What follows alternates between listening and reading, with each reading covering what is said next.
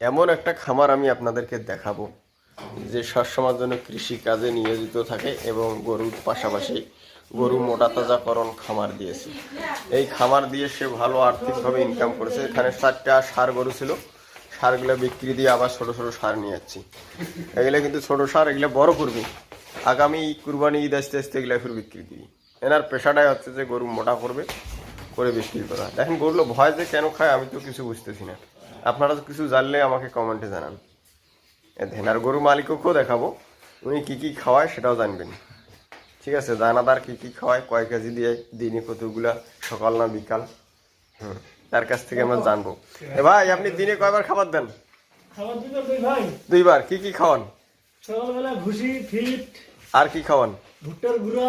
ভুট্টার গুঁড়ো। আর এই বাচ্চাটা কি আজকে হলো নাকি? আজকে হয়েছে ভাই। ভিটামিন টিটামিন কিছু খাওয়ান? ভিটামিন তো ভাই ওই যে বোতল গিলা।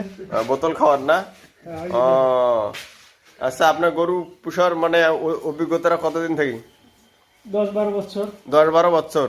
দেখছেন, একটা 10-12 বছর বয়সের এই হিন্দু খামারি এটা।